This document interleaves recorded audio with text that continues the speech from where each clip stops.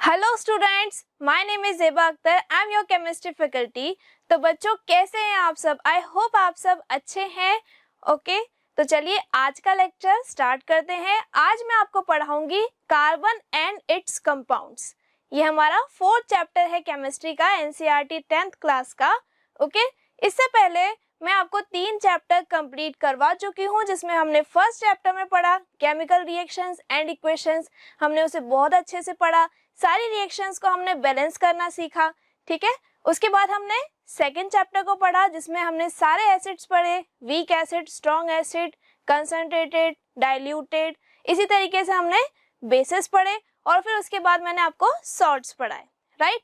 तो उसमें से जितने भी क्वेश्चंस बनते हैं ऑलमोस्ट मैंने आपको सारे करवाए हैं। बहुत अच्छे से हमने दोनों चैप्टर पढ़े।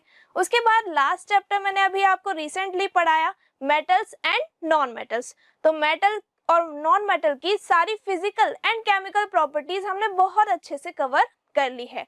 और ये जो बच्चों हमारा 4th चैप्टर है कार्बन एंड इट्स कंपाउंड, ये हमारा 11th-12th का बेस है। तो आपको इसे बहुत ही ज्यादा ध्यान से पढ़ना है, क्योंकि इसमें सारे इंपॉर्टेंट कंसेप्ट्स हैं आपके, और ये बिल्कुल बेसिक कंसेप्ट्स हैं जो आपको आने चाहिए फर्दर क्लासेस में अगर आप साइंस मैथ्स लेते हैं। ओके, तो चलिए आज का ये लेक्चर स्टार्ट करते हैं। इंट्रोडक्शन पार्ट है। सबसे पहले हम कार्बन से स्टार्ट करते हैं। तो हमारा फर्स्ट टॉपिक है कार्बन। तो बच्चों, कार्बन होता क्या है?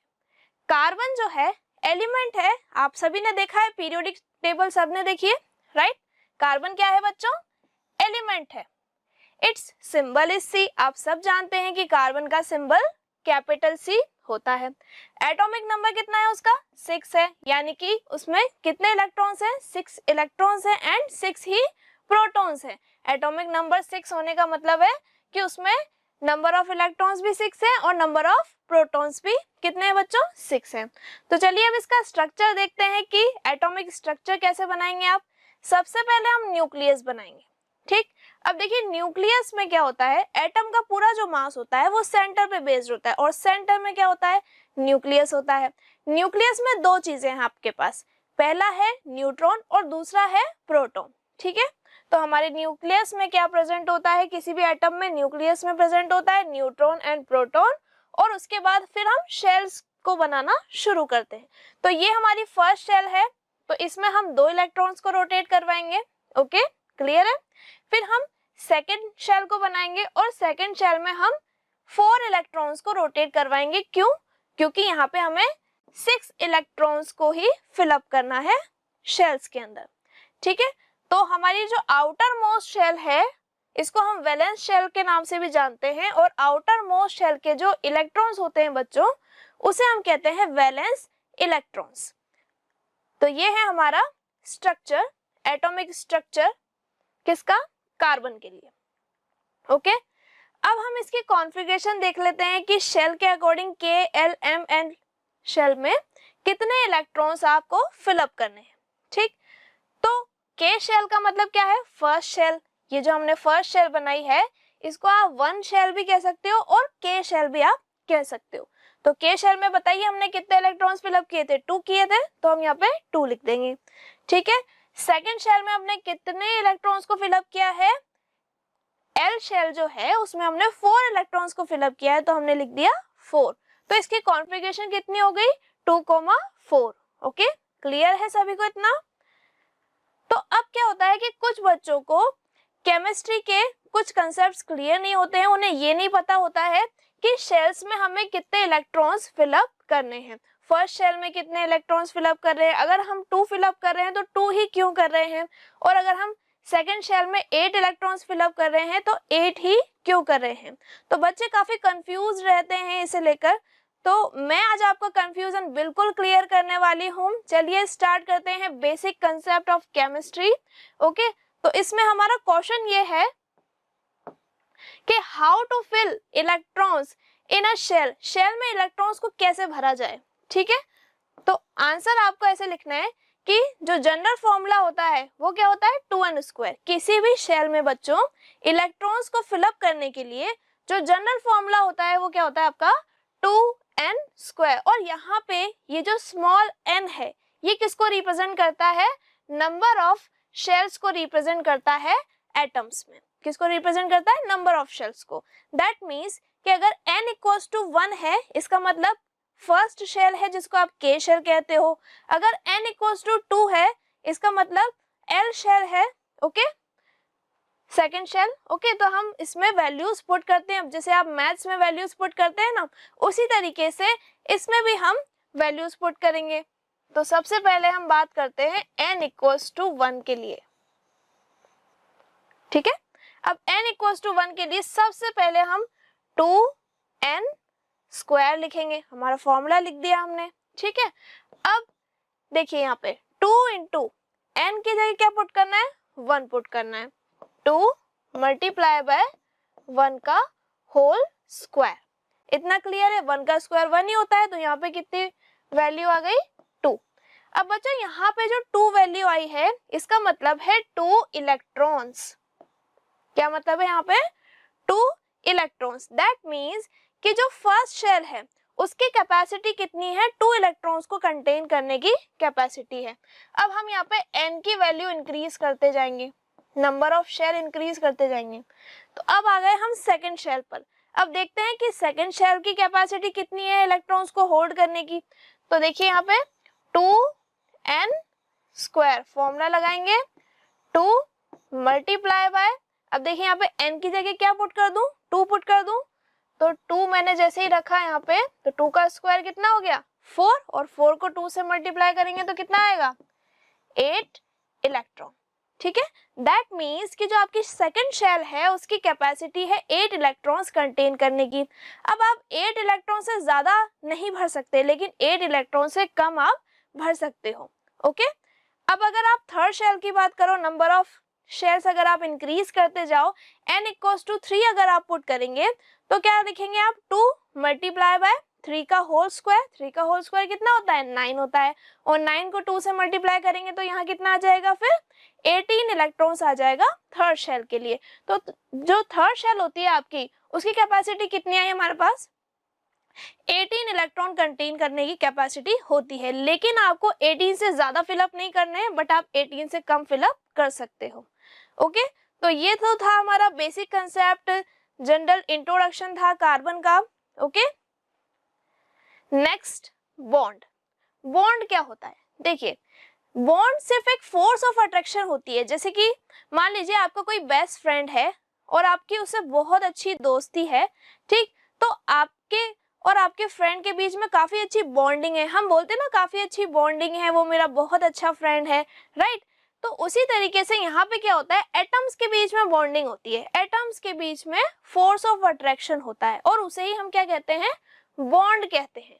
A chemical bond is a force of attraction. Chemical bond एक फोर्स ऑफ अट्रैक्शन होती है between atoms, ions and molecules. किसमें होगी? या तो एटम्स के बीच होगी, या मॉलिक्यूल्स में, या फिर आयंस में। जो फोर्स ऑफ अट्रैक्शन लगती है उसे हम क्या कहते हैं? बॉन्ड कहते हैं, ठीक। आगे बढ़ते हैं। That enable the formation of chemical compound. और ये जो फोर्स ऑफ अट्रैक्शन लग रही है, ये हमें एबल बनाती है कंपाउंड्स को फॉर्म करने के लिए, ठीक है। यानी कि जब ज्यादा फोर्स ऑफ अट्रैक्शन लगेगी एटम्स में, तो एटम्स आके जुड़ेंगे तो क्या होगा? कंपाउंड्स बनेंगे, डिफरेंट एलिमेंट्स जब जुड़ेंगे तो, ठीक है। Why do atoms combine? लेकिन एटम्स को कंबाइन होना ही क्यों है? हम ये तो बोल रहे हैं कि फोर्स ऑफ अट्रैक्शन लग रही है तो एटम्स क्लोज आएंगे, जुड़ेंगे एक दूसरे से, ओके। लेकिन हम ऐसा कर ही क्यों रहे हैं? एटम को कंबाइन होना ही क्यों है? क्यों? क्योंकि एटम को स्टेबल होना है बेटा। एटम स्टेबिलिटी के लिए कंबाइन होते हैं। एटम को अपनी लास्ट शेल में 8 इलेक्ट्रॉन्स चाहिए, okay. Elements combine with each other. Elements के जो एटम्स होते हैं वो एक दूसरे से कंबाइन होते हैं। क्यों? क्योंकि उन्हें नोबल गैसेस जैसी कॉन्फ़िगरेशन चाहिए होती है, राइट। यानी कि स्टेबिलिटी के लिए उन्हें क्या चाहिए होती है? नोबल गैसेस जैसी कॉन्फ़िगरेशन चाहिए होती है। तो नोबल गैसेस आप जानते ही हैं, सिर्फ हीलियम को छोड़ करके बाकी की जितनी भी नोबल गैसेस हैं, सब में लास्ट वाली जो शेल है उसमें 8 इलेक्ट्रॉन्स प्रेजेंट होते हैं, राइट। अब 8 इलेक्ट्रॉन्स प्रेजेंट होने का मतलब ये है कि ना तो नियॉन को या ऑर्गन को, क्रिप्टॉन, ज़ेनॉन और रेडॉन को ना तो इलेक्ट्रॉन डोनेट करने की रिक्वायरमेंट है, और ना ही इलेक्ट्रॉन एक्सेप्ट करने की रिक्वायरमेंट है स्टेबिलिटी के लिए, ये पहले से ही स्टेबल है, इन्हें ज़रूरत नहीं है किसी इलेक्ट्रॉन को डोनेट करने की या एक्सेप्ट करने की। लेकिन यहाँ पे हीलियम के केस में, हीलियम में एक ही शेल होती है और फर्स्ट शेल की कैपेसिटी कितनी होती है, मैंने अभी जस्ट आपको सिखाया, फर्स्ट शेल की कैपेसिटी होती है 2 इलेक्ट्रॉन्स को कंटेन करने की, राइट। तो इसीलिए यहाँ पे सिर्फ 2 इलेक्ट्रॉन्स होते हैं और ये ड्यूप्लेट स्ट्रक्चर बनाता है, ठीक है। तो हीलियम के केस में बनता है ड्यूप्लेट स्ट्रक्चर, और बाकी की जो नोबल गैसेस होती हैं उनमें पहले से 8 इलेक्ट्रॉन होते हैं, तो उनका ऑक्टेट रूल पहले से ही कंप्लीट रहता है, ठीक। अगर हम एटम बनाकर देखें, सपोज हमें नियॉन का एटम बनाना है, ठीक है, तो नियॉन में सबसे पहले हम न्यूक्लियस बनाएंगे, न्यूक्लियस में फिर उसके बाद उसके अराउंड फर्स्ट शेल ड्रॉ करेंगे, फिर फर्स्ट शेल में कितने इलेक्ट्रॉन्स आएंगे बच्चों बताइए, 2 इलेक्ट्रॉन्स आएंगे, 2 की ही कैपेसिटी है, ठीक। फिर हम सेकंड शेल बनाएंगे और सेकंड शेल की कैपेसिटी कितनी है, 8 इलेक्ट्रॉन्स कंटेन करने की, ठीक। लेकिन नियॉन का नंबर कितना है 10, तो फिर 2 हमने यहाँ बना दी, तो अब सेकंड में कितने बनाने हैं हमें 8, 1 2 3 4 5 6 7 एंड 8, ओके। तो हमने 8 इलेक्ट्रॉन बना दिए आउटर मोस्ट शेल में,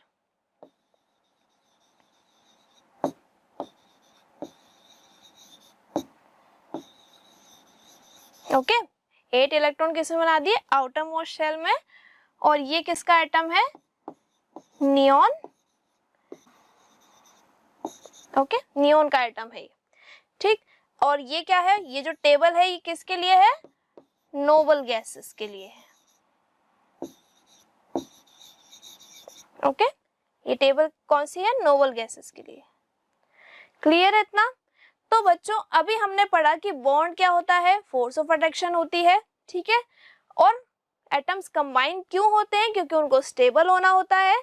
लेकिन नोबल गैसेस पहले से ही स्टेबल होती है, उनकी लास्ट शेल में पहले से ही 8 इलेक्ट्रॉन्स होते हैं, इसलिए हम जो 18th ग्रुप होता है उसको 0 ग्रुप कहते हैं, क्योंकि उसकी वैलेंसी क्या होती है, 0 होती है, ना इलेक्ट्रॉन डोनेट करना है और ना ही एक्सेप्ट करना है, ठीक है। नेक्स्ट हमारा टॉपिक है ऑक्टेट रूल, ये बहुत ही इंपॉर्टेंट टॉपिक है, बेसिक है। According to octet rule, an atom whose outermost shell contain 8 electrons, that means कि अगर किसी एटम की लास्ट शेल में, आउटर मोस्ट शेल जिसको आप वैलेंस शेल के नाम से भी जानते हैं, उसमें अगर पहले से 8 इलेक्ट्रॉन प्रेजेंट है तो फिर वो स्टेबल कहलाएगी, ठीक है। This rule however doesn't hold good in case of certain small atoms. अब कुछ एटम्स क्या होते हैं, बहुत छोटे होते हैं, तो उनमें एक ही शेल होती है, जैसे कि यहाँ पे हीलियम, हीलियम एक बहुत छोटा एटम है, उसमें सिर्फ 2 ही इलेक्ट्रॉन होते हैं और 2 इलेक्ट्रॉन जो है वो फर्स्ट शेल में आ जाते हैं, ठीक है। यहाँ पे सिर्फ 2 इलेक्ट्रॉन्स ही ये कंटेन करता है फर्स्ट शेल में, और फर्स्ट शेल की कैपेसिटी 2 से ज्यादा की होती भी नहीं है, ठीक है। तो यहाँ पे क्या हो रहा है, ड्यूप्लेट स्ट्रक्चर बन रहा है, दैट मीन्स कि हाइड्रोजन ड्यूप्लेट स्ट्रक्चर बनाएगा कब, जब वो शेयरिंग करेगा। लेकिन नियॉन को शेयरिंग करने की रिक्वायरमेंट नहीं है, वो पहले से ही ड्यूप्लेट स्ट्रक्चर में है, okay. Outer most shell is considered to be condition of stability, that means कि स्टेबिलिटी के लिए क्या करना होता है, हमें कंडीशन को फॉलो करना होता है, या तो इलेक्ट्रॉन को डोनेट करना होता है या एक्सेप्ट करना होता है, इतना क्लियर है। तो चलिए अब केमिकल बॉन्ड के बारे में सीख लेते हैं। बॉन्ड हमने सीख लिया, अब केमिकल बॉन्ड कितने टाइप के हमें मेनली पढ़ने हैं, तो हमें 3 टाइप के बॉन्ड्स मेनली पढ़ने हैं। कौन कौन से, पहला है आयोनिक बॉन्ड, ठीक है, दूसरा है हमारा बच्चों कोवेलेंट बॉन्ड, और तीसरा है कोऑर्डिनेट बॉन्ड, ठीक है। और एग्जांपल्स देख लेते हैं। एग्जांपल्स हैं आपके calcium oxide, sodium oxide, magnesium oxide. Covalent bond में तो आप बहुत सारे एग्जांपल्स लिख सकते हैं, सारे नॉन मेटल्स से ही बनते हैं ये, ठीक है। CO2, H2O, carbon dioxide, water, glucose, आप लिख सकते हो मीथेन, प्रोपेन, ब्यूटेन, ठीक है, इथाइन। और यहाँ पर नेक्स्ट जो है आपका coordinate compound. Coordinate compound H3O plus hydronium ion और नेक्स्ट क्या है, कार्बन मोनोऑक्साइड। तो चलिए मैं इसको आपको ब्रीफ में समझाती हूँ वन बाय वन। एक बार थोड़ा सा देख लेते हैं कि ये कंपाउंड्स कैसे बनते हैं। जैसे आयोनिक बॉन्ड है तो आयोनिक बॉन्ड से कौन सा कंपाउंड बनेगा, आयोनिक कंपाउंड बनेगा। कोवलेंट बॉन्ड अगर बन रहा है किसी कंपाउंड में तो उसे हम क्या कहेंगे, कोवलेंट कंपाउंड कह सकते हैं। ठीक है, ठीक है। तो आयोनिक कंपाउंड्स में आपको सिखाती हूँ।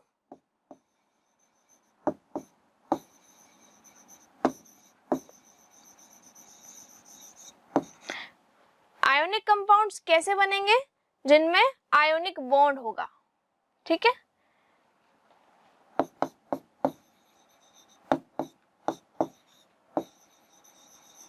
आयोनिक बॉन्ड से क्या बनेगा, आपका आयोनिक कंपाउंड बन जाएगा।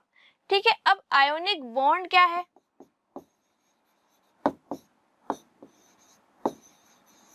आयोनिक बॉन्ड कैसे बनेगा, ट्रांसफर ऑफ इलेक्ट्रॉन से बनेगा।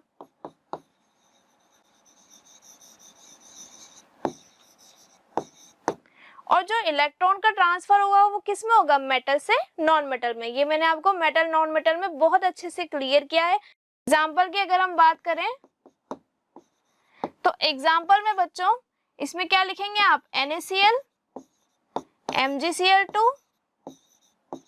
ठीक है, आप ये भी लिख सकते हैं calcium oxide, magnesium oxide, sodium oxide, आप ये भी लिख सकते हैं ETC।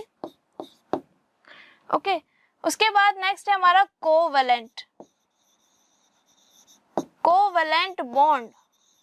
अब जो कोवैलेंट बॉन्ड है वो मैं आपको बहुत ब्रीफ में पढ़ाऊंगी, सिर्फ अभी इतना जान लीजिए कि ट्रांसफर नहीं होता है यहाँ पे शेयरिंग होती है, शेयरिंग ऑफ इलेक्ट्रॉन, यहाँ पे इलेक्ट्रॉन की शेयरिंग होती है।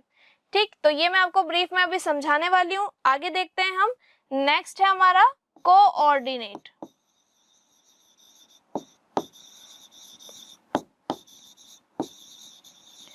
अब जो कोऑर्डिनेट बॉन्ड है उसमें लोन पेयर का ट्रांसफर होता है, transfer of lone pair, lone pair of electron. ठीक है, अब लोन पेयर का ट्रांसफर होता है तो कैसे होगा, देखिए कार्बन का जो एटम होता है उसकी लास्ट शेल में 4 इलेक्ट्रॉन्स होते हैं, ये इस तरीके से 1 2 3 और 4, इतना क्लियर है, 4 इलेक्ट्रॉन्स होते हैं। अब ऑक्सीजन का जो एटम होता है उसमें कितने इलेक्ट्रॉन्स होते हैं, 6 होते हैं। ठीक है, ऑक्सीजन का जो एटम होता है उसमें कितने इलेक्ट्रॉन्स होते हैं, 6 इलेक्ट्रॉन्स होते हैं। तो मैं ऑक्सीजन के 2 इलेक्ट्रॉन तो बना रही हूँ यहाँ पे, ठीक, और 2 इलेक्ट्रॉन मैं यहाँ पे बना रही हूँ। तो इसकी वजह से यहाँ पे बॉन्डिंग हो गई, 2 इलेक्ट्रॉन्स ने 2 इलेक्ट्रॉन के साथ बॉन्डिंग कर ली। ठीक है, और अभी भी इस पे 2 इलेक्ट्रॉन बचे हुए हैं, तो वो जो 2 इलेक्ट्रॉन है वो क्या है, लोन पेयर ऑफ इलेक्ट्रॉन है, तो वो ट्रांसफर हो जाएंगे। ठीक है, तो यहाँ पे जो एरो वाला बॉन्ड आया है ये कौन सा बॉन्ड है, कोऑर्डिनेट बॉन्ड। जब पूरे के पूरे 2 इलेक्ट्रॉन से का ही ट्रांसफर हो जाए, ठीक है, पूरे यहाँ पे किसी पर्टिकुलर एटम पे अगर 2 इलेक्ट्रॉन्स हैं और अगर उनका ट्रांसफर हो जाए तो आप उसे क्या कहेंगे, कोऑर्डिनेट बॉन्ड कहेंगे, और वो एरो से आप शो करेंगे। क्लियर है इतना। तो ये थे हमारे 3 टाइप के बॉन्ड जो कि हमें मेनली पढ़ने हैं, लेकिन ये जो हमारा चैप्टर है इसमें आपको मेनली कोवैलेंट बॉन्ड ही देखने को मिलेगा, क्योंकि सारे जो हैं नॉन मेटल से ही कंपाउंड्स आपके बने हुए हैं। क्लियर है, आगे बढ़ते हैं बच्चों। नेक्स्ट टॉपिक है आपका bonding in carbon, the covalent bond. Okay, in the case of carbon it has 4 electrons in its outermost shell. इतना तो आप जानते हैं कि लास्ट शेल में कितने इलेक्ट्रॉन्स होते हैं, कार्बन में 4 इलेक्ट्रॉन्स होते हैं। एंड नीड टू गेन और loss 4 electrons to attain noble gas configuration. अब उसे या तो 4 इलेक्ट्रॉन डोनेट करने पड़ेंगे नोबल गैस जैसी कॉन्फ़िगरेशन बनाने के लिए, या फिर 4 इलेक्ट्रॉन एक्सेप्ट करने पड़ेंगे नोबल गैसेस जैसी कॉन्फ़िगरेशन बनाने के लिए। ठीक है, अगर सपोज दैट कि अगर गेन करता है, ठीक है, मान लीजिए कि अगर इलेक्ट्रॉन्स गेन होते हैं तो क्या बन जाएगा, कैटायन बन जाएगा हमारा कार्बन, जिसपे 4 जो है 4 माइनस चार्ज आ जाएगा, ओके, और एनायन बन जाएगा, सॉरी कैटायन नहीं बनेगा, एनायन बनेगा, क्योंकि माइनस चार्ज आया है तो एनायन बनेगा, और अगर डोनेट होंगे तो फिर कैटायन बनेगा, ठीक है। But it would be difficult for the nucleus with 6 protons to hold on to 10 electrons. देखिए एटम बनाते हैं, उससे आपको ज्यादा समझ में आएगा। सबसे पहले न्यूक्लियस बनाया, न्यूक्लियस के बाद न्यूक्लियस के अराउंड फर्स्ट शेल बनाई है, उसमें 2 इलेक्ट्रॉन्स को रोटेट करवाया, ठीक है। सेकेंड शेल में हमने 4 इलेक्ट्रॉन्स को रोटेट करवाया है। तो ये था हमारा स्ट्रक्चर। इसमें इलेक्ट्रॉन्स, नंबर ऑफ इलेक्ट्रॉन्स कितने थे 6, नंबर ऑफ प्रोटॉन्स कितने थे 6, यानी कि न्यूक्लियस में जो प्रोटॉन्स थे 6, उन 6 प्रोटॉन्स ने 6 इलेक्ट्रॉन्स को होल्ड ऑन करके रखा हुआ था। इतना क्लियर है। अब देखिए अगर हम 4 इलेक्ट्रॉन्स इसमें ऐड कर दें, किसी दूसरे एटम में से इसमें ट्रांसफर कर दें, तो क्या होगा। तो फर्स्ट शेल में तो 2 ही इलेक्ट्रॉन्स रिवॉल्व करेंगे, लेकिन जो आपकी सेकंड शेल है उसमें कितने इलेक्ट्रॉन्स रोटेट करेंगे, 8 इलेक्ट्रॉन्स रोटेट करेंगे।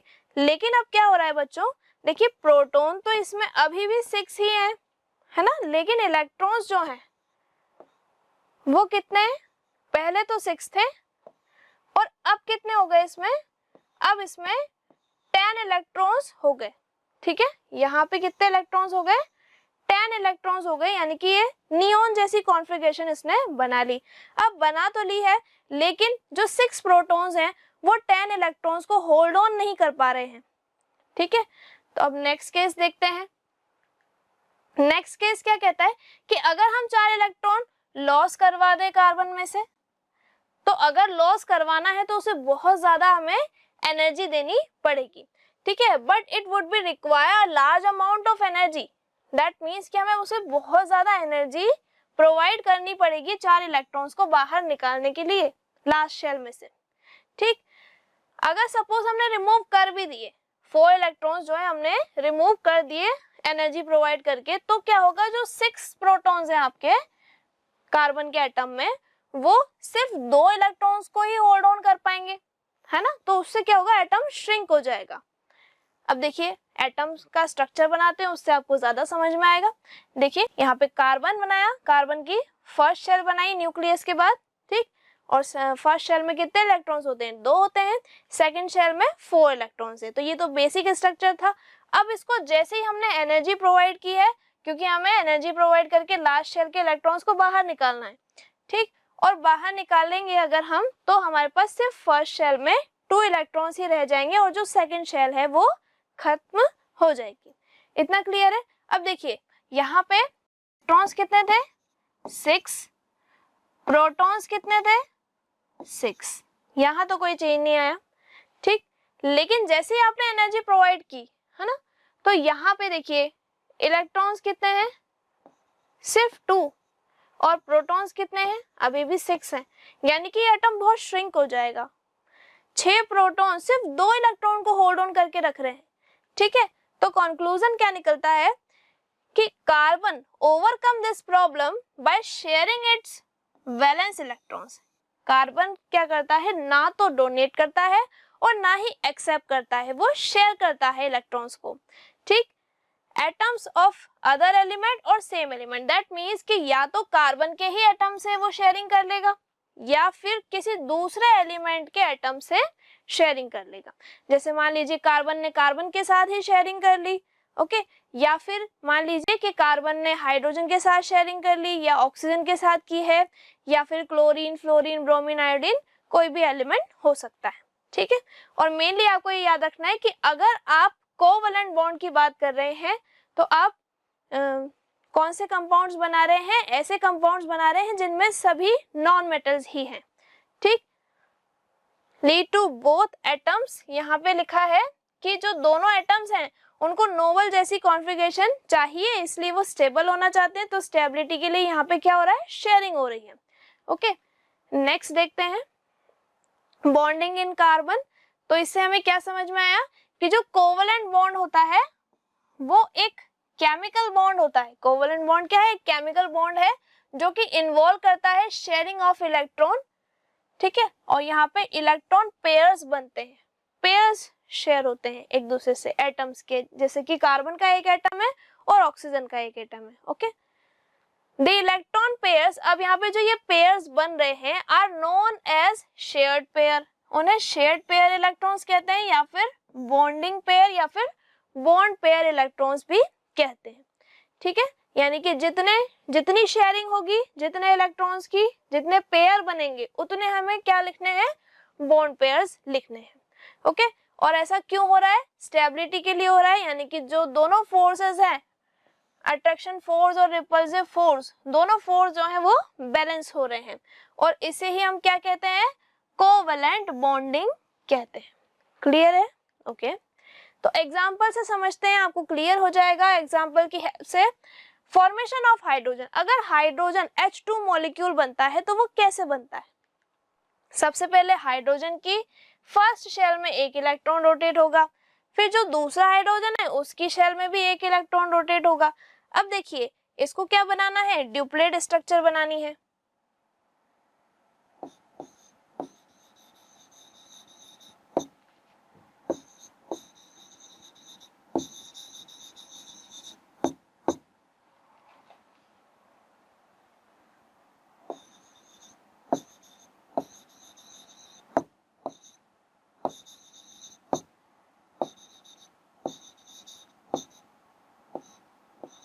Required to make duplet structure, यानी कि रिक्वायरमेंट है उसको किसकी, ड्यूप्लेट स्ट्रक्चर बनाने की।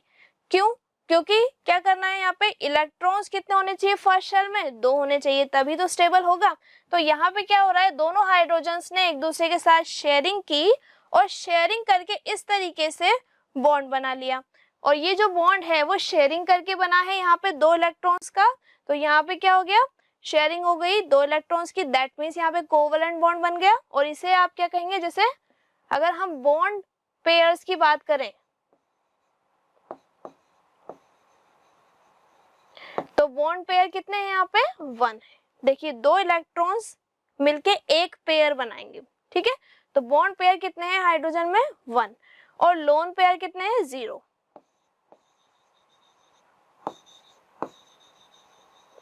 लोन पेयर कितने हैं यहाँ पे, 0, क्योंकि यहाँ पे कोई भी इलेक्ट्रॉन बचा ही नहीं। हाइड्रोजन पे कोई और इलेक्ट्रॉन बचा है क्या, नहीं बचा है, तो यहाँ पे लोन पेयर 0 है। ठीक है, नेक्स्ट एग्जांपल से समझेंगे। सबसे पहले हम टेट्रावैलेंसी को देखते हैं, उसके बाद में आपको कोवैलेंट बॉन्ड के एग्जांपल्स भी अच्छे से एक्सप्लेन करूंगी। ओके, तो सबसे पहले कार्बन की टेट्रावैलेंसी देख लेते हैं। आप सभी जानते हैं कि कार्बन की वैलेंसी 4 होती है, ठीक है। कार्बन में 4 इलेक्ट्रॉन्स प्रेजेंट होते हैं, ठीक है। Hence it is called tetravalent. इसे हम क्या कहते हैं, टेट्रावैलेंट कहते हैं। टेट्रा का मतलब होता है 4, दैट मीन्स कि कार्बन 4 बॉन्ड बना सकता है। Okay, thus carbon form 4 covalent bonds, वो 4 कोवैलेंट बॉन्ड्स बना सकता है, दैट मीन्स कि 4 एटम से जुड़ सकता है। ओके, अब जैसे अगर मीथेन की बात करें, है ना, तो मीथेन में क्या होता है, मीथेन में एक सेंट्रल कार्बन होता है और उसके अराउंड 4 हाइड्रोजन्स होते हैं। क्यों होते हैं, क्योंकि उन्हें स्टेबल होना होता है। 4 एटम्स होते हैं हाइड्रोजन के। अब देखिए स्ट्रक्चर की हेल्प से समझते हैं। ये है हमारा हाइड्रोजन का एटम,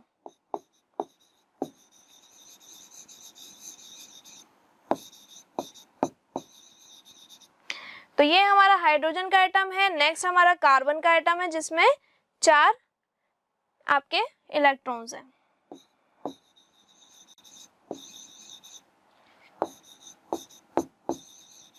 ओके, और ये 4 इलेक्ट्रॉन्स रिवॉल्व हो रहे हैं, ठीक, लास्ट शेल में रिवॉल्व होंगे, इतना तो आपको पता है। अब देखिए हमें इससे क्या बनाना है, CH4 बनाना है। सेंट्रल कार्बन है, ठीक, अब उसके पास एक हाइड्रोजन है।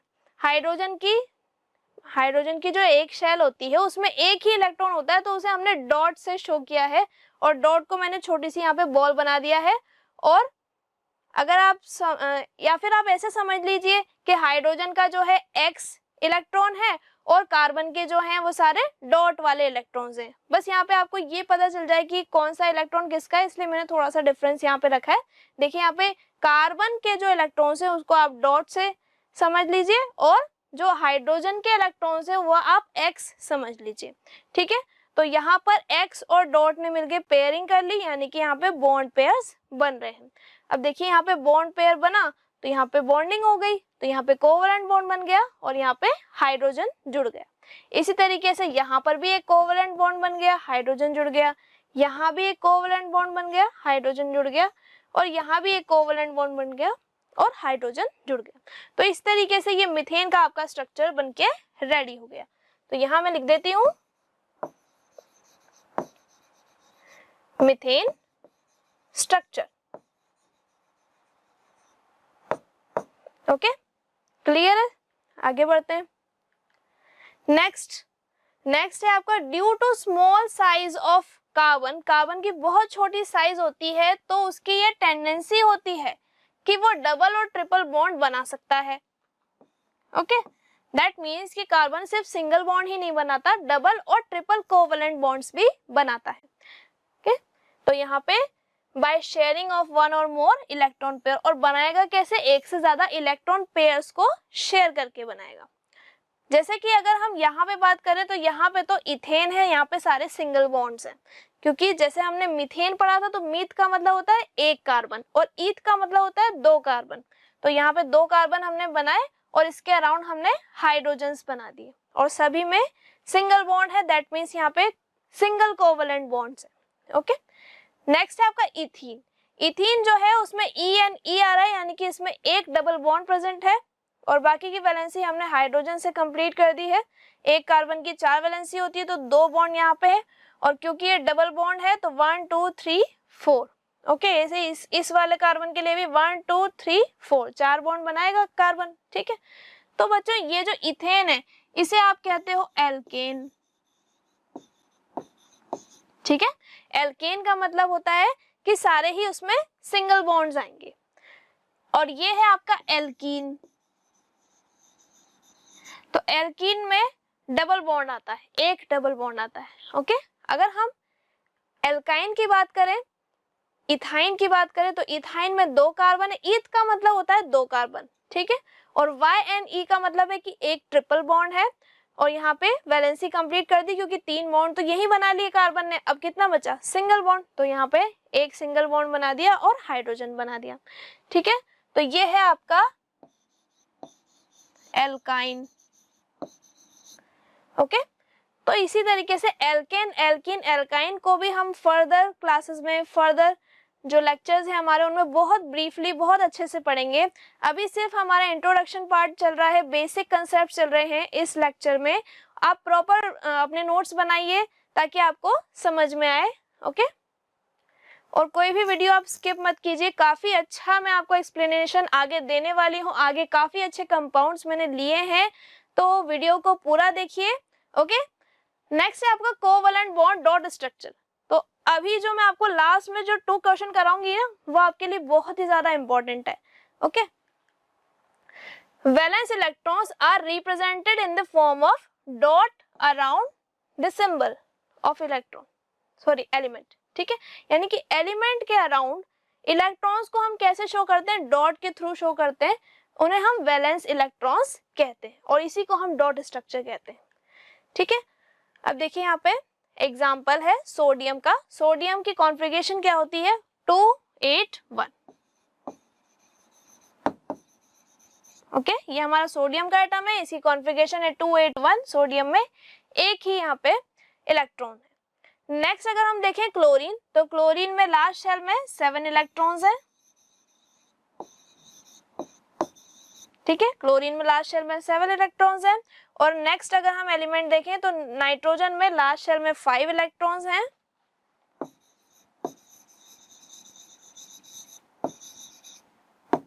ओके, इतना क्लियर है?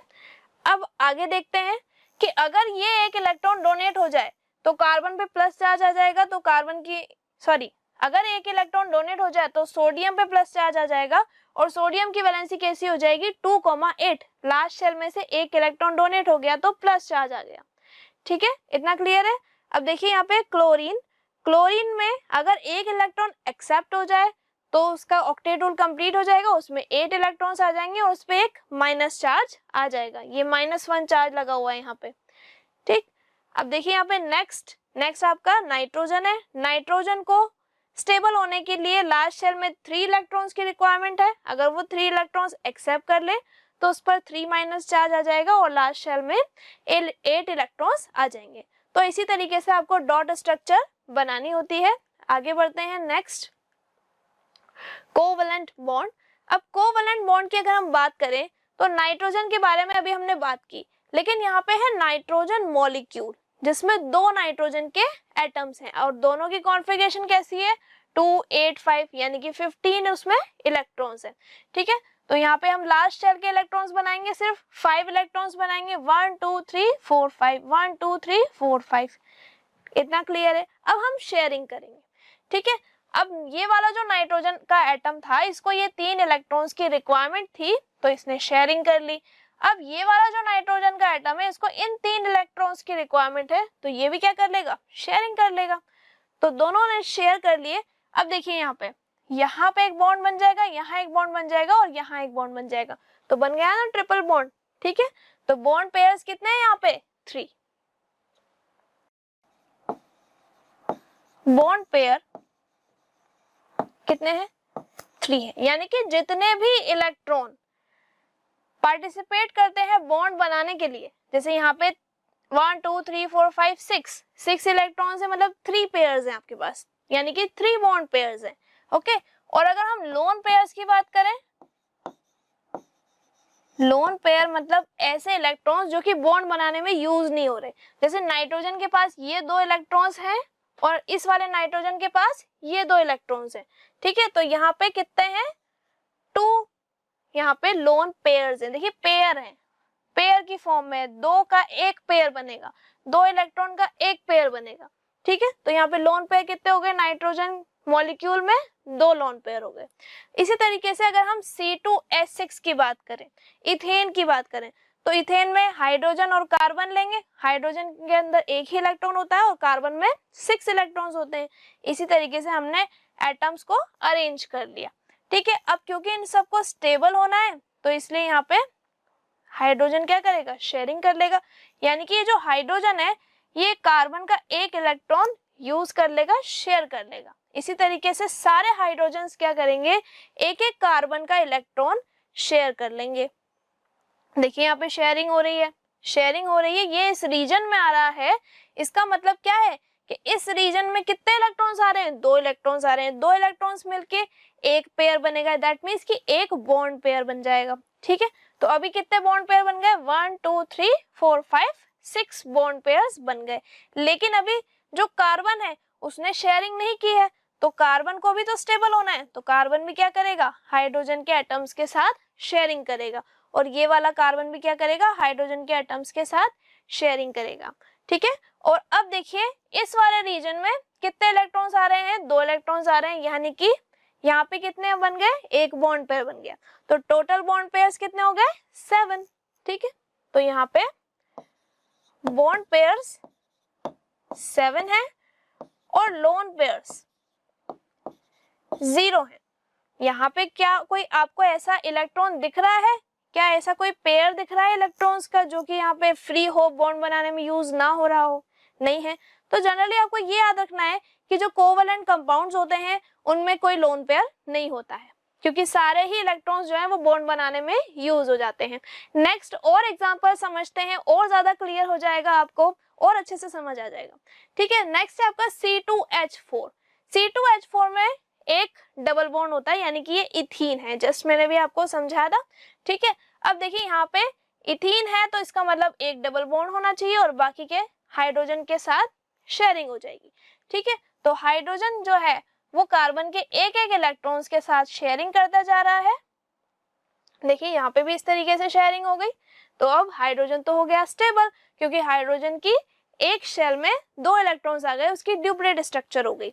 ठीक है, अब हाइड्रोजन स्टेबल हो गया, अब कौन स्टेबल होगा, कार्बन। ठीक है, तो कार्बन क्या करेगा, हाइड्रोजन के इलेक्ट्रॉन्स को यूज कर लेगा, इसी तरीके से ये वाला कार्बन भी हाइड्रोजन के इलेक्ट्रॉन्स को यूज कर लेगा।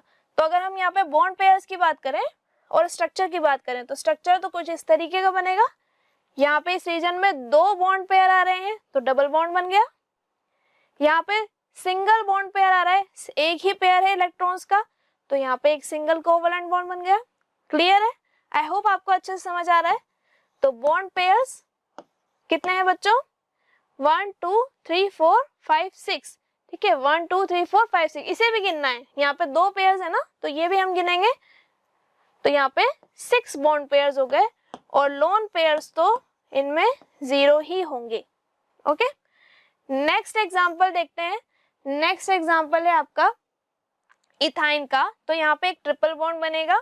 ठीक है, और कार्बन जो है हाइड्रोजन के साथ शेयरिंग कर लेगा और हाइड्रोजन कार्बन के इलेक्ट्रॉन को यूज करके शेयरिंग कर लेगा, इस तरीके से। ठीक है, अब आपको बहुत अच्छे से समझ आ गया होगा, आई होप। तो यहाँ पे 1 2 3 बॉन्ड पेयर्स यहाँ पे है, एक यहाँ पे और एक यहाँ पे, तो टोटल बॉन्ड पेयर्स कितने हो गए? 5।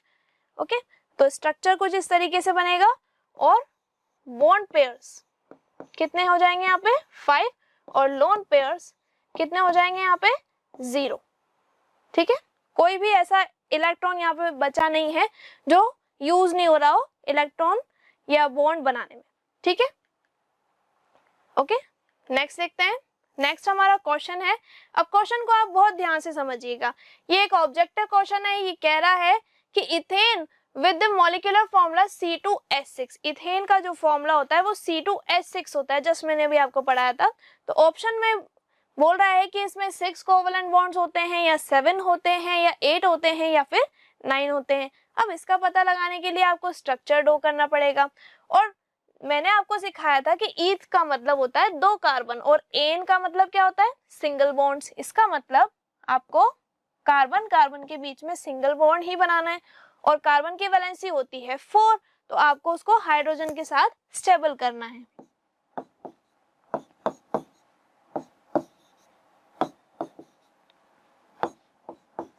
ठीक है बच्चों, तो यहाँ पे 1 2 3 4 5 6 हाइड्रोजन हो गए और 2 यहाँ पे कार्बन हो गए। ये बन गया C2H6, ओके, इथेन।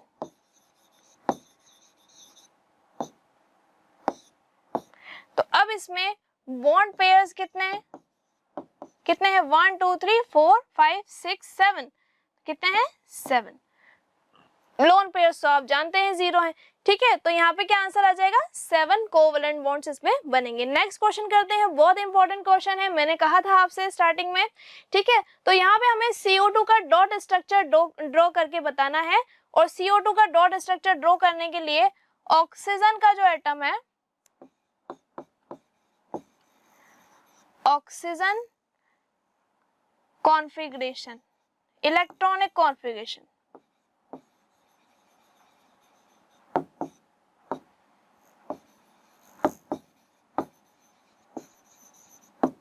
ऑक्सीजन की जो इलेक्ट्रॉनिक कॉन्फ़िगरेशन है वो कितनी है? वो है 2,6, उसमें 8 इलेक्ट्रॉन्स होते हैं। और कार्बन के लिए कितनी है? कार्बन इलेक्ट्रॉनिक कॉन्फ़िगरेशन,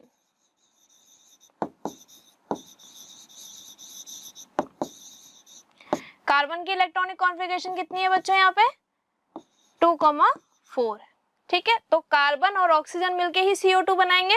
अब हम एटम बनाते हैं, तो हमें फर्स्ट एटम बनाना है, फिर हमें सेकेंड और थर्ड, हमें 3 एटम बनाने हैं। पहला यहाँ पे मैं एटम बना रही हूँ ऑक्सीजन का, ये वाला एटम है कार्बन का और ये वाला एटम है ऑक्सीजन का। ये जो ऑक्सीजन का एटम है इसमें कितने इलेक्ट्रॉन्स बनाने हैं हमें? 1 2 3 4 5 6, और कार्बन में कितने बनाने हैं? 1 2 3 एंड 4, और ऑक्सीजन में 1 2 3 4 5 और 6, क्योंकि लास्ट शेल में यहाँ पे 6 इलेक्ट्रॉन्स है तो हमने 6 बना दिए, यहाँ पे 4 हैं तो हमने यहाँ पे 4 इलेक्ट्रॉन्स को डॉट से शो कर दिया। और यहाँ पे मैंने x से इसलिए शो किया है ताकि आपको पता चल जाए, आपको दोनों जो इलेक्ट्रॉन्स है उसमें कंफ्यूजन ना हो। ओके, तो अब हम स्टार्ट करते हैं बनाना। सबसे पहले ऑक्सीजन का एटम बनाएंगे, ठीक है, फिर हम बनाएंगे कार्बन का एटम और फिर हम बनाएंगे ऑक्सीजन का एटम। तो ये ऑक्सीजन का एटम है, ये कार्बन का एटम है और ये ऑक्सीजन का एटम है। ठीक है, यहाँ पे 2 इलेक्ट्रॉन्स हैं, यहाँ पे 2 इलेक्ट्रॉन्स हैं। इसी तरीके से कार्बन में कितने थे? 2 इलेक्ट्रॉन, तो वो 2 इलेक्ट्रॉन मैं यहाँ बना रही हूँ, और ये जो 2 एक्स से मैंने शो किए थे इलेक्ट्रॉन वो मैं यहाँ बना रही हूँ। तो यहाँ पे क्या हो गई, 2 बॉन्ड पेयर्स बन गए, यानी कि यहाँ पे डबल कोवलेंट बॉन्ड बन गया। मैं तो यहाँ पे डॉट से बना दूंगी और यहाँ पे एक्स से बना दूंगी, ठीक है। तो यहाँ पे भी डबल बॉन्ड बन गया। तो ये स्ट्रक्चर कैसा बन गया, C double bond O double bond O, ठीक है। तो ये कार्बन डाइऑक्साइड बन गया आपका।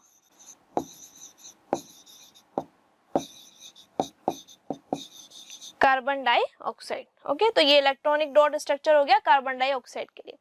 नेक्स्ट क्वेश्चन देखते हैं। नेक्स्ट क्वेश्चन बहुत इंपॉर्टेंट क्वेश्चन है। नेक्स्ट क्वेश्चन है कि आपको जो सल्फर है उसके लिए आपको डॉट स्ट्रक्चर्स बनानी है, और जो सल्फर होता है वो मॉलिक्यूलर फॉर्म में होता है, और सल्फर में 8 एटम्स प्रेजेंट होते हैं, और सल्फर की लास्ट शेल में 6 इलेक्ट्रॉन्स होते हैं। तो पहले कॉन्फ़िगरेशन लिख लेते हैं।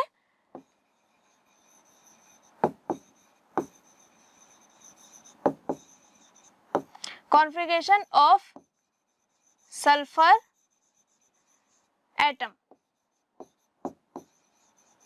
कितनी है, 2,8,6, यानी कि लास्ट शेल में कितने इलेक्ट्रॉन्स हैं, 6 electrons.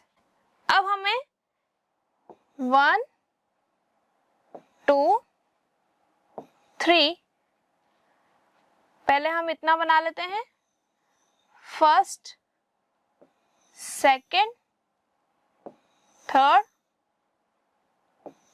Fourth fifth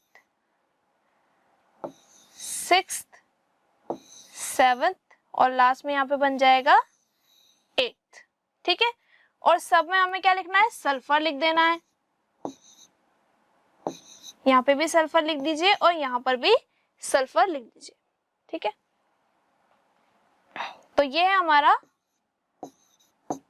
octagonal structure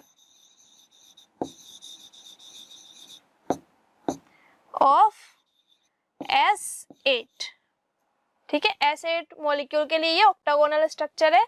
अब हम यहाँ पे डॉट्स को शो करेंगे, इलेक्ट्रॉन्स को शो करेंगे। तो देखिए फर्स्ट शेल में यहाँ पे लास्ट शेल में कितने इलेक्ट्रॉन्स हैं, 6 इलेक्ट्रॉन्स है। तो 4 तो मैंने यहाँ पे बना दिए, और 1 इलेक्ट्रॉन मैंने इसका यहाँ बनाया है, और 1 इलेक्ट्रॉन मैंने इसका यहाँ बनाया है, ठीक है। अब सल्फर जो दूसरा एटम है इसमें भी मैं यहाँ पे 1 2 3 और 4 यहाँ बना रही हूँ। ऐसे यहाँ पे 1 2 3 और 4 यहाँ पे बना रही हूँ, ठीक है। अब इस वाले सल्फर के पास भी 2 एटम है, तो एटम बना रही हूँ यहाँ पे और दूसरा एटम बना रही हूँ यहाँ पे।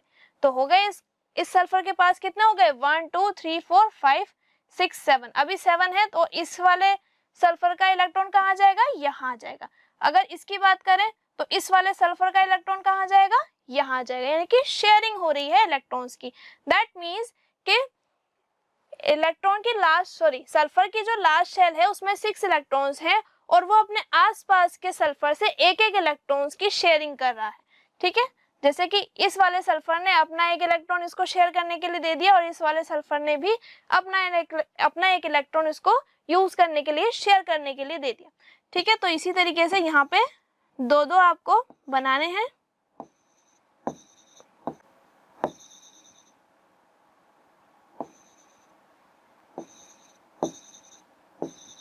ये बहुत ही अच्छा क्वेश्चन है, आपको आना चाहिए, और बहुत ही इजी क्वेश्चन।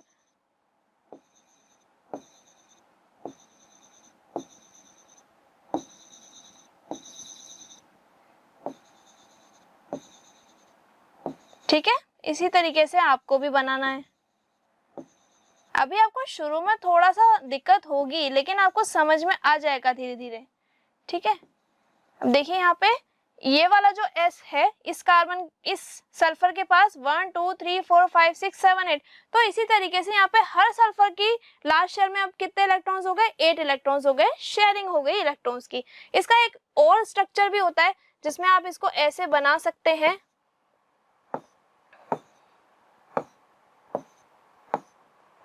ठीक है। 1 2 3 4 5 6, और यहाँ पे एक सल्फर होता है और यहाँ एक सल्फर होता है, इस तरीके से ये जुड़ता है। और ये कुछ W जैसा स्ट्रक्चर दिखाई देता है, इसको कहते हैं क्रॉन स्ट्रक्चर।